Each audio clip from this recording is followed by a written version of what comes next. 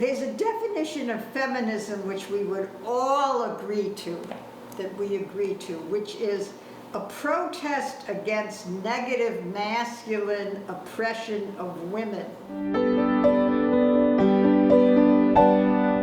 And we talked about the complementary theory, which is the idea that men and women are meant to be different. They're very biological creation and spiritual creation by God. He wants men and women to be different, and their differences fit together.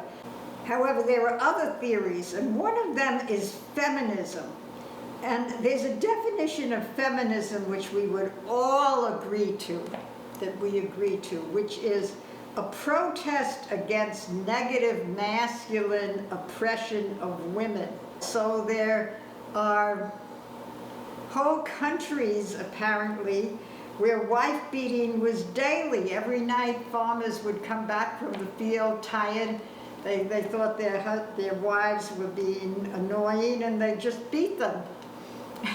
There's rape, of course, sex trafficking. All these things are oppression of women. So naturally we want to protest against those negative things. Three different types of feminism of these. Moderate feminism.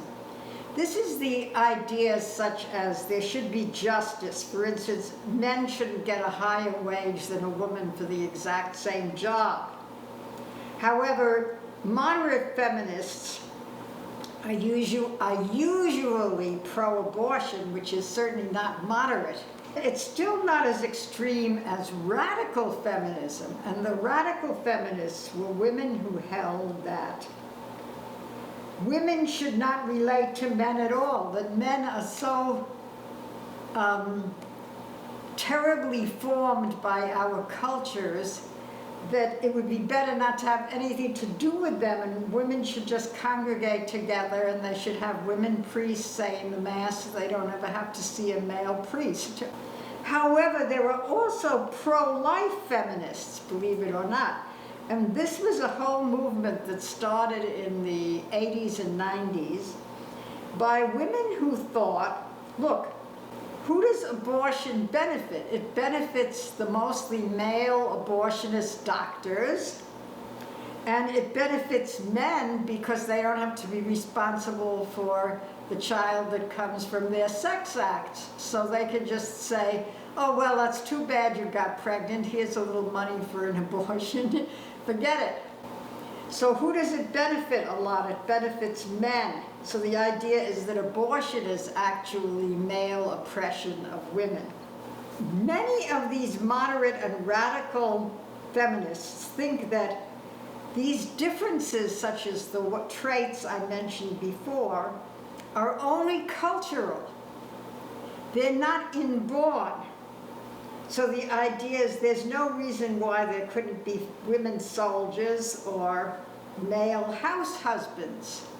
This is very important because most complementarians think that these differences are inborn and that it's good to have them. So it's better to have all men soldiers. I mean, what are you going to do with a pregnant woman on the battlefield, for instance? And with house husbands, after all, how many husbands can breastfeed the baby? You know, why is this good? In the next episode, we'll talk about a whole other theory called wholeness theory. But I wanted to end with some little saying, and this is this. How can God keep track of trillions of people? You know, it's ridiculous. We're trying to make God into, God might be some great energy out there, but how could God really keep track of trillions of people, including little old me, right? And I suddenly thought one day when I was having this little doubt, I suddenly thought, that's ridiculous. Even the computer can keep track of us. So why not the creator of heaven and earth?